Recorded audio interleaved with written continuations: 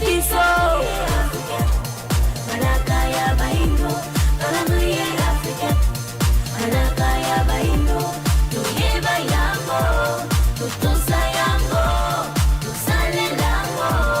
yango ya biso tuyeba yango tutusa yango tusale lango yango ya biso ibele ba yebite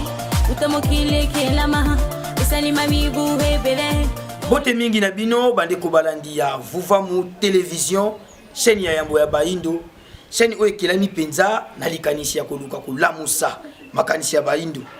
ya solo matondo mingi na bino bopesi biso lisusu bongo libaku ya kozala na biso na manaka na biso ya mokolo malelo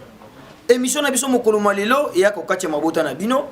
na tina ya kolimbolelaka bino manaka na biso baindo lolenge yango ekotambolaka kolanda bongo calendrier na biso africain oyo calendrier na biso africain ezali na bokeseni makasi na calendrier ya bapaya calendrier gréco-romain ndena yango na manaka na biso mokolo malelo tozali bongo konso tukumi bali na moko sanza ya yambo na bopemi ya motoba mobu monkama na tukumi sato na mibali soki tokobalisa yango na manaka bapaya lelo tozali bongo mercredi le 14 octobre 2020 pona nini tokobalisaka yango na manaka bapaya po ete bososoli ekoka kozala na manaka na biso mpe na manaka ya bapaya kasi esengi toyeba nini esengi toyeba ete na manaka na biso baindo tozalaka bongo na mikolo minei na kati ya poso to mpe bongo 4 jours de la semaine nde mokolo ya yambo ezalaka bongo konso mokolo ya mibale nkenge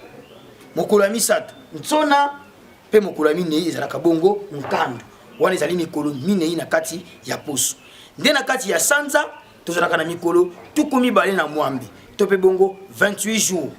na kati ya sanza esengi malembe tokobanda koyaka tokobanda kolimbolela bino lenge nini manaka na biso etambolaka mpe bokomesana kasi na ntango tozali koyoka bongo bopemi ezali nini bopemi ezali semaine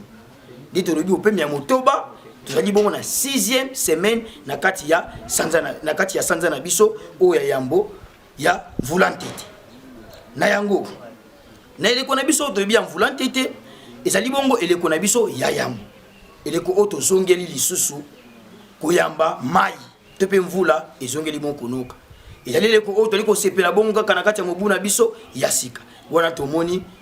lokola mabele yambi bongo mai milona ebandi kobima tomoni mayebo ebimi tomoni makelele babimi mpe tozali komona bongo bamangolo to mpe bongo bamanga ezali kobima esengami na biso tolie yango pamba te ntango nyonso mpe ngonga nyonso eloko ekobimaka esengi tokonsomaka yango mpo ezali koapporte un plus na kati ya nzoto na biso ekoka bongo kotambola malamu mpo na nini te tozongisa matondo mingi mpe topesa bongo bambotama elamu na baebanso babotami o mokolo malelo na bisika nyonso ebino bozali totombeli bino mbotama elamu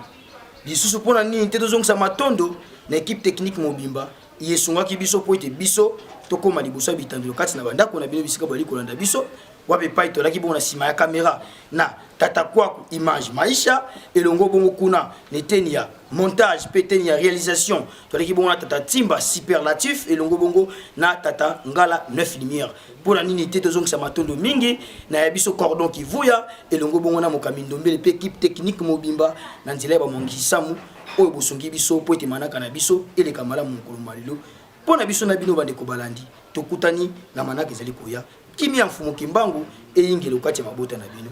matondo